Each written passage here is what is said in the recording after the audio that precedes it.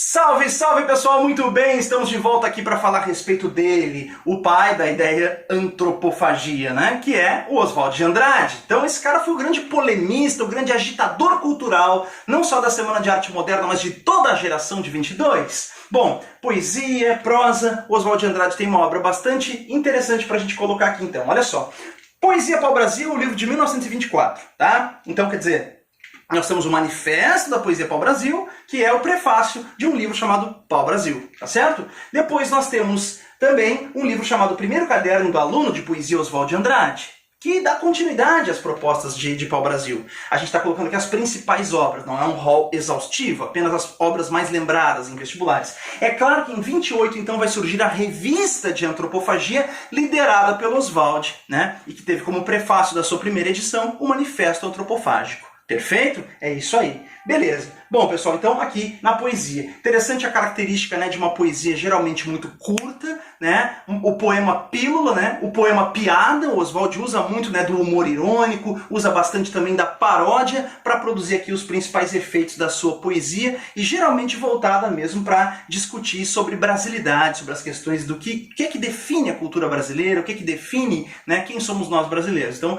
é um grande tema que vai aparecendo ao longo da poesia do Oswald, sempre muito a partir do humor irônico, certo? E do poema piada, do poema pílula, né? A paródia é um recurso muito usado também por esse autor, como já falamos. Quanto aos romances, pessoal, bom, a gente sabe que a poesia foi o principal, mas o Oswald também produziu obras em prosa, né? E romances como Memórias Sentimentais de João Miramar e Serafim Ponte Grande têm como principal aspecto a inovação na forma romance. Sendo um modernista de 22, ou seja, um cara da geração destruidora, o que o Oswald buscou fazer foi destruir as formas tradicionais, né, dos gêneros literários, como por exemplo destruir o romance convencional. Assim, o Memórias Sentimentais, que já foi leitura obrigatória na UFSC, por exemplo, ele traz muito essa mistura de diferentes gêneros textuais, sabe? Então a gente vai ter, por exemplo, ali a poesia, né? Tem um capítulo, por exemplo, de Memórias Sentimentais que é um poema. Aí depois tem um outro capítulo que é uma carta. Depois tem um outro capítulo que é uma propaganda, uma peça publicitária. Depois vem mais um pouco de narrativa em prosa. Depois vem outro poema.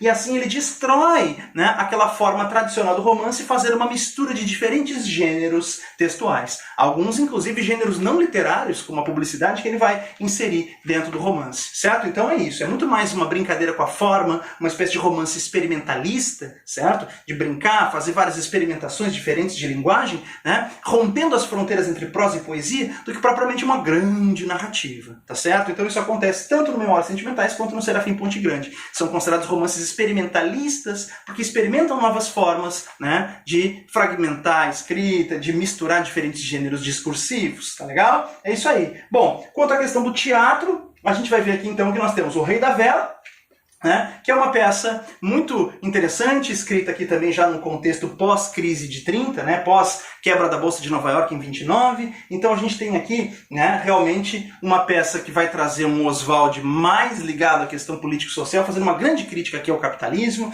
Né?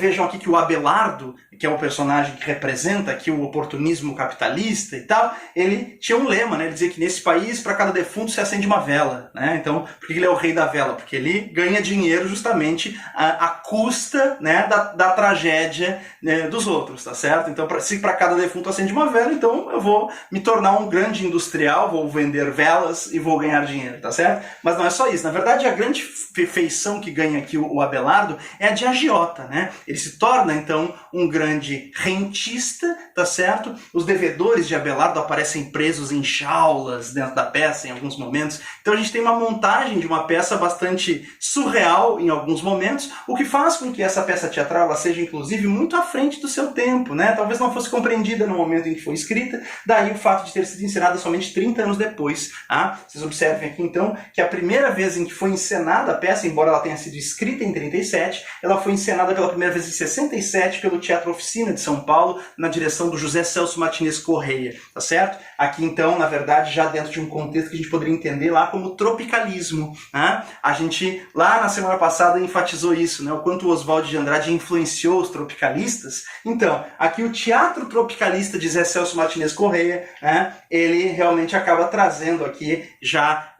evidente essa influência do Oswald quando encena uma peça de Oswald lá de 37 chamada O Rei da Vela, uma crítica aí então, né, ao capitalismo, ao rentismo, tá certo? É isso aí. Bom, galera, então essa é a obra de Oswald de Andrade. Bora dar uma olhada agora, então, na sequência, que a gente tem aqui um cara chamado Mário de Andrade, hein? Se o Oswald foi o grande agitador da Semana de Arte Moderna, o grande agitador cultural, o grande polemista, o Mário, por sua vez, é considerado o cérebro da geração, certo? Ou seja, o cara que era mais erudito, ele que tinha, né, estudos em várias áreas do conhecimento, ele que dominava a arte, cultura popular brasileira, folclore, música erudita, ele que foi musicista também, teve formação em conservatório e tal. Então o Mário, ele era um cara assim com múltiplas formações culturais e profundas, né, inclusive, e ele foi um cara que escreveu aquela obra que é considerada a mais emblemática, né, de toda a geração de 22. Qual é a obra mais emblemática?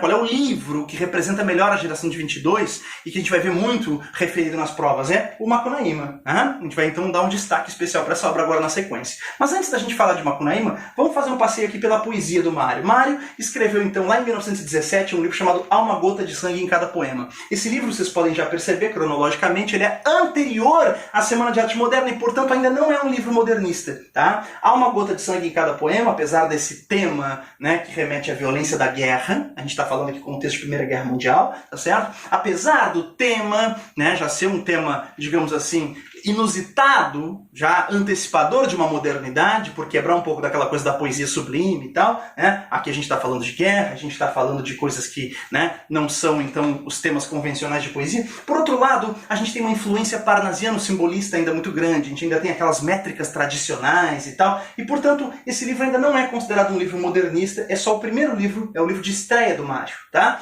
Agora, em 22, a gente tem um livro chamado Pauliceia Desvairada. Pauliceia Desvairada, então, de 1922, é a obra considerada a obra inaugural do modernismo na literatura. Já caiu isso em várias provas, tá legal? Então é bom ficar sabendo disso. Pauliceia Desvairada, publicado em 22, depois da Semana de Arte Moderna, é considerado o primeiro livro da literatura modernista brasileira, tá certo? Se o marco inicial do modernismo como um todo é a Semana de Arte Moderna, se a gente for pegar, por outro lado, um livro que tenha sido o primeiro livro modernista é Pauliceia Desvairada, beleza? É isso aí. Depois ainda haverá Losango Caque, né, um livro de 1926. A gente não fez um rol exaustivo, a gente colocou as principais obras, mas vale a gente destacar aqui, né, fundamentalmente o Pauliceia Desvairada na poesia como a principal obra poética do Mário. É em Pauliceia Desvairada que nós temos o poema chamado Ode ao Burguês, que foi lido pelo próprio Mário de Andrade durante a Semana de Arte Moderna, tá certo? O livro que traz uma crítica, evidentemente, aqui, né, ao jogo de aparências da burguesia paulistana, mais uma vez uma visão ambígua, né, sobre essa cidade de São Paulo, que ao mesmo tempo, né, é amada e odiada pelo Mário de Andrade. Lembra que aquela visão ambígua que a gente tinha sobre o Brasil,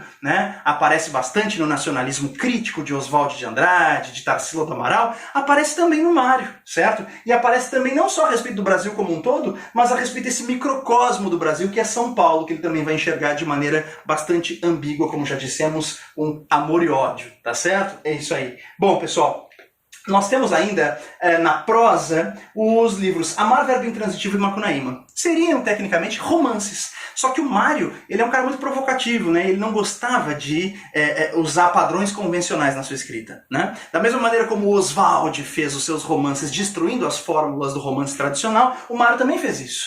E o Mário, então, em Amar, Verbo Intransitivo, ele já chama de idílio. Ele diz assim, amar, verbo intransitivo, em vez de chamar de romance, ele chama de idílio.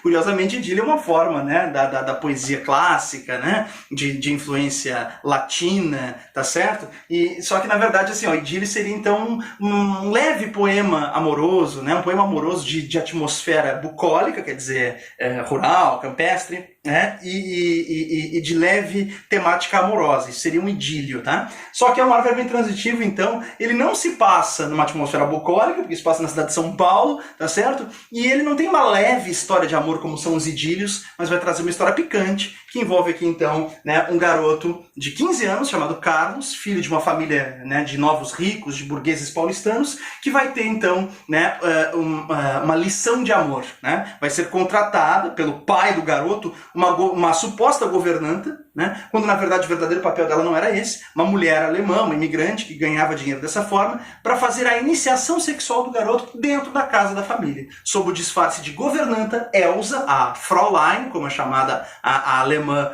protagonista desse romance, ela vai então, sob o disfarce de governanta, entrar na casa com o verdadeiro propósito de iniciar sexualmente o garoto Carlos, tá certo? Então, o que é curioso aqui é que o título do romance, né, Amar, verbo intransitivo, ele traz o quê? Né? Uma provocação gramatical também. Porque, do ponto de vista gramatical, amar é um verbo transitivo direto, né? João ama Maria, Carlos ama Elsa, certo? Ou seja, sujeito, o verbo, e o complemento do verbo, quer dizer, o objeto, que não precisa ser preposicionado. Então, João ama Maria. Amar, verbo transitivo direto. Convenhamos que não ia ser um título muito legal para um romance, né? Amar, verbo transitivo direto.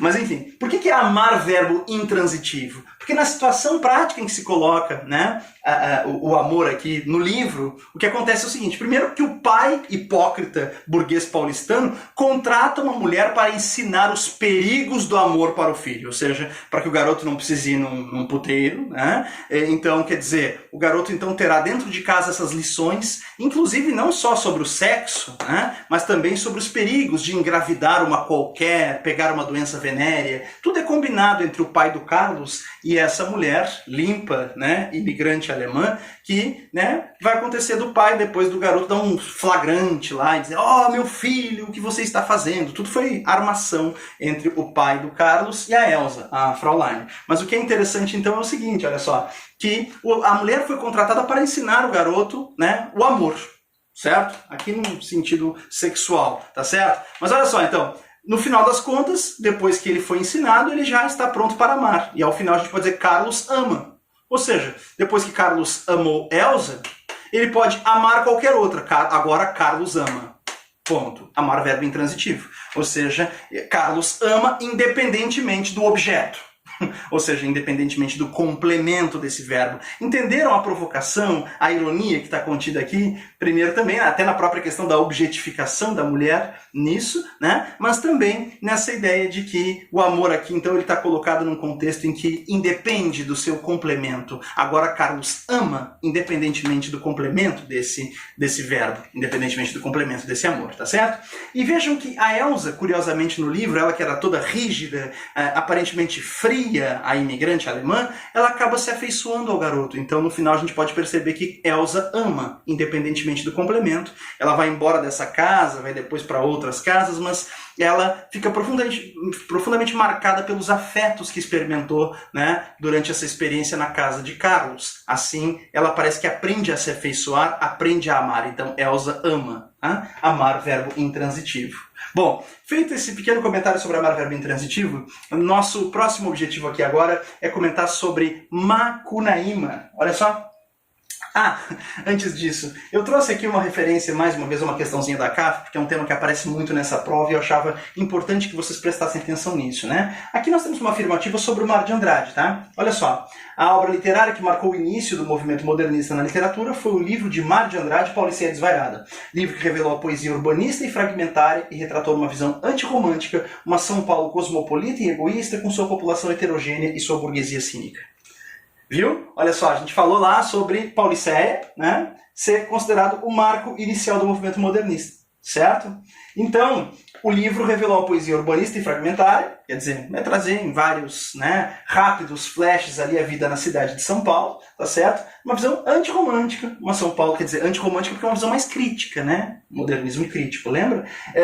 Uma São Paulo cosmopolita e egoísta, quer dizer, ao mesmo tempo que mostra toda a grandeza e a diversidade de culturas, também vai mostrando, né, essa população, né, heterogênea, e especialmente a questão da crítica que ele faz à burguesia, lembrando do poema chamado Ode ao Burguês, certo? Eu insulto o burguês níquel, o burguês, tá certo? Então é isso. A gente tem aqui uma afirmativa absolutamente correta, né? Então, nós entendemos que a prova da CAF prioriza esses conteúdos de geração de 22 e vocês devem ficar atentos a eles, tá certo? Bom, pessoal, vamos fazer o seguinte, vamos fazer uma pequena pausa aqui para que o vídeo não fique muito grande e nós voltaremos a seguir com uma análise mais específica a respeito do Macunaíma, a grande obra não só de Mário de Andrade, mas também de toda esta primeira fase do modernismo. Voltaremos com Macunaíma.